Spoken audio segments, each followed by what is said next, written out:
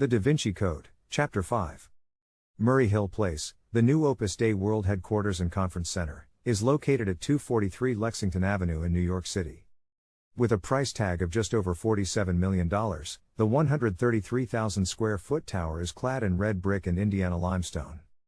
Designed by May and Pinska, the building contains over 100 bedrooms, 6 dining rooms, libraries, living rooms, meeting rooms, and offices.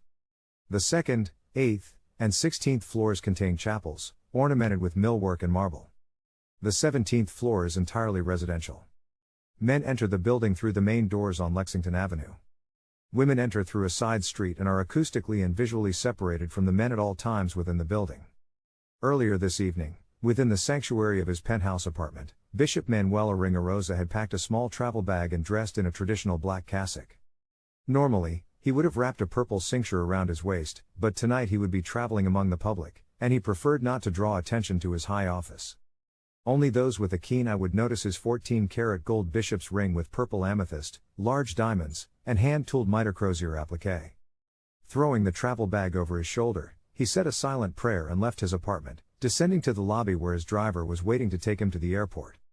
Now, sitting aboard a commercial airliner bound for Rome, Aringarosa gazed out the window at the dark Atlantic.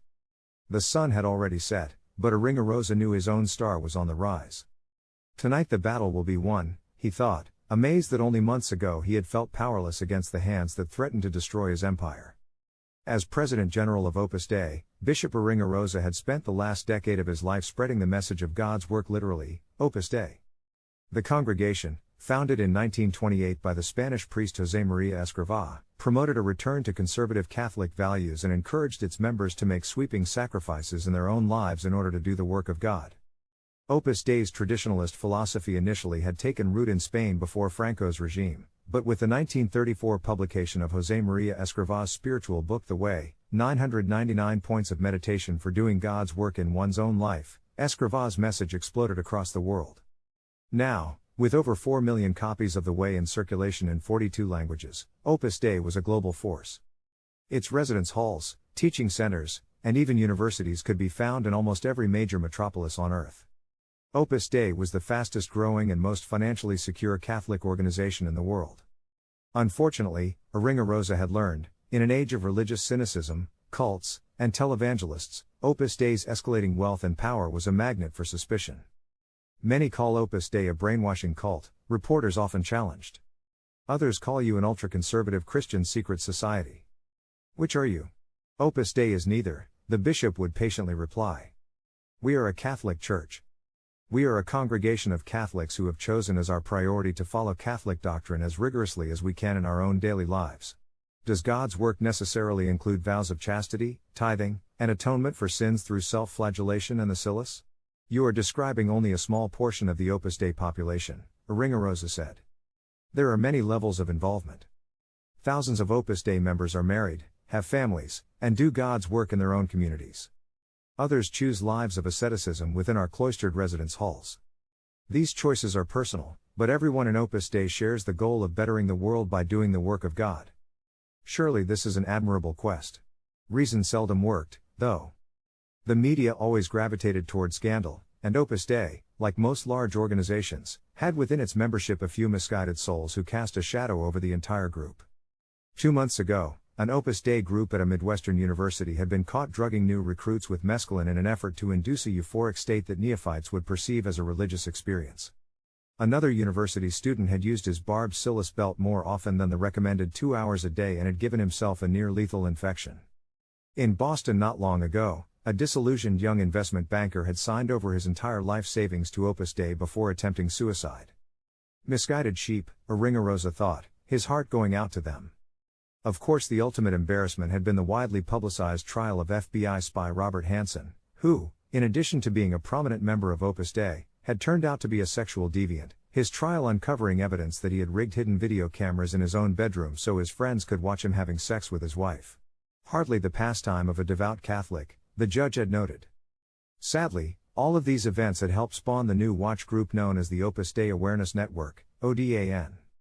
The group's popular website, www.odin.org, relayed frightening stories from former Opus Dei members who warned of the dangers of joining. The media was now referring to Opus Dei as God's mafia and the cult of Christ. We fear what we do not understand, Aringarosa thought, wondering if these critics had any idea how many lives Opus Dei had enriched. The group enjoyed the full endorsement and blessing of the Vatican. Opus Dei is a personal prelature of the Pope himself. Recently, however, Opus Dei had found itself threatened by a force infinitely more powerful than the media. An unexpected foe from which Aringarosa could not possibly hide.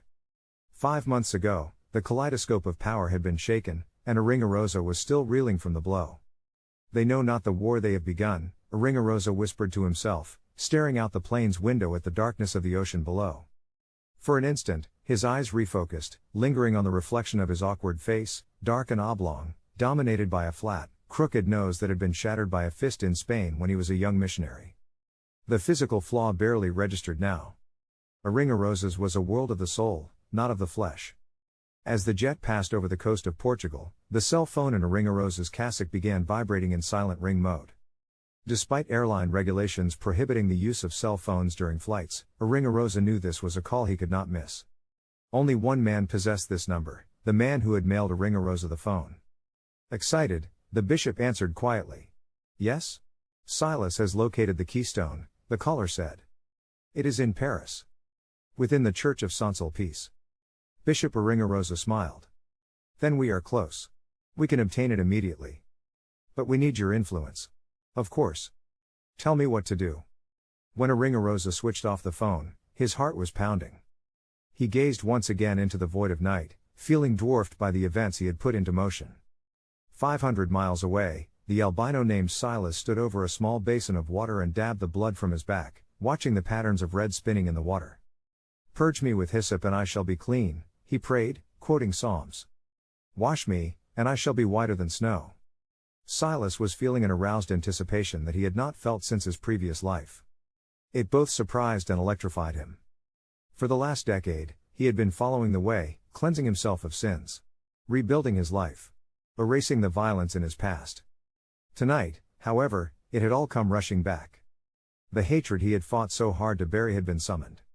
He had been startled how quickly his past had resurfaced. And with it, of course, had come his skills. Rusty but serviceable. Jesus' message is one of peace. Of non-violence. Of love.